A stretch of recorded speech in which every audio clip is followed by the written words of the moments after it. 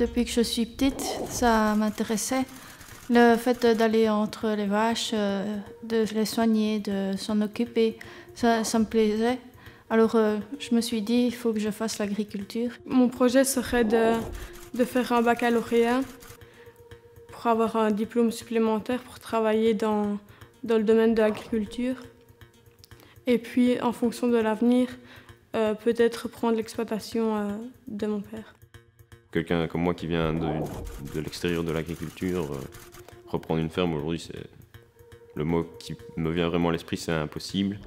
Pour quelqu'un qui n'est pas fils d'agriculteur, le défi sera d'autant plus élevé parce qu'il faut avoir un accès aux terres, il faut pouvoir construire des bâtiments, il faut que la banque accepte les investissements et ça, c'est pas partie gagnée d'avance. J'ai vraiment envie d'un jour avoir ma ferme. Je devrais commencer avec une dizaine de pets, une petite étable et essayer de grandir progressivement pour un jour avoir une belle exploitation et pouvoir vivre de ça. Je venais à peine de marcher, j'étais déjà à la ferme, il fallait tout le temps que j'aille avec mon papa dans le tracteur, dans les bêtes. Quand il me laissait tout petit à la maison, comme mes parents me racontent, je ne savais pas rester tout seul dans une maison, il fallait que j'aille avec eux dans les bêtes, maman prenait la poussette dans les vaches. J'ai toujours été baigné là-dedans.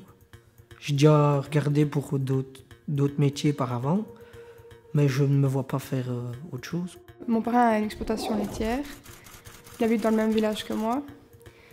Et mon projet, ce serait de reprendre avec lui la ferme et ensuite m'associer avec mon petit frère. J'ai commencé à travailler en 87. C'était la ferme de mes parents. J'ai travaillé avec eux comme aidant. J'ai fait ça de 87 à 93. En 93, j'ai repris une partie de la ferme, toujours avec mes parents alors. Et en 96, mes parents ont quitté la ferme et j'ai repris la totalité alors. Moi, j'aimerais bien reprendre la ferme et passer la ferme en bio petit à petit et faire des légumes et plus se diriger vers de la vente directe, donc avec l'élevage et tout ce qui est légumes et céréales et tout ça.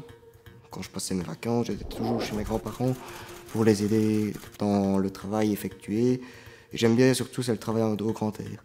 J'aime bien être dehors, pouvoir travailler, pouvoir être au contact des animaux, par exemple, au contact de la terre. Je ne suis pas fils de fermier, mon père travaille à un boulot, ma maman a un boulot. On fait ça à la bergerie en complémentaire. Et voilà, moi j'ai vraiment envie de faire ça, j'ai fait mes études pour ça. Reprendre la ferme, ils sont pas trop sûrs parce qu'ils disent voilà, t'aimes bien les chevaux, t'aimes bien travailler t'aimes bien aller atteler le dimanche, faire des concours. Et reprendre une ferme, ils me disent ce sera plus la même chose. Trop de surveillance à la ferme, tu ne sauras plus partir autant de temps que tu veux, traire le matin, traire le soir. Au niveau des terrains, mon père était locataire. Le jour où lui a arrêté, le propriétaire a voulu tout vendre. Donc j'ai dû racheter, j'ai pas su acheter tout parce que bon, financièrement ça a un coût. Et voilà, donc on est reparti, on a repris en propriété une petite partie et on avance. Disons que maintenant, voilà, j'ai 60 hectares, pas tout en propriété, j'ai une partie à moi, une partie à mes parents et je loue une autre partie. Et de cette façon, je parviens à tenir le coup maintenant depuis 10 ans. Quoi.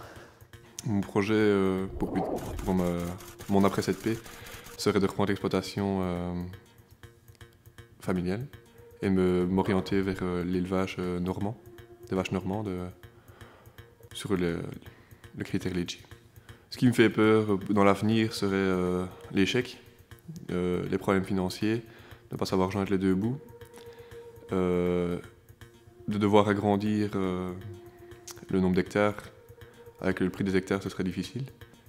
Les fermes aujourd'hui ont une valeur ça a pris beaucoup de valeur. Le foncier, l'immobilier, des bâtiments qui avant valaient pas grand-chose. Aujourd'hui, parce qu'il y a une demande autre que agricole, c'est des bâtiments qui ont plus de valeur. Les terrains, il y a des investisseurs qui n'ont rien à voir avec l'agriculture, qui achètent au terrain partout, ça fait monter les prix de façon catastrophique pour nous. Et c'est le gros problème qu'ils auront demain, c'est acheter des terrains, ce sera quasiment impossible pour eux, et en louer, très difficile.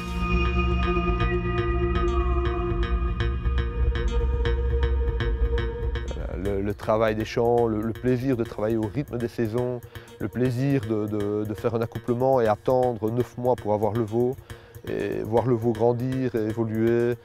C'est un plaisir qu'on ne peut pas retirer aux agriculteurs.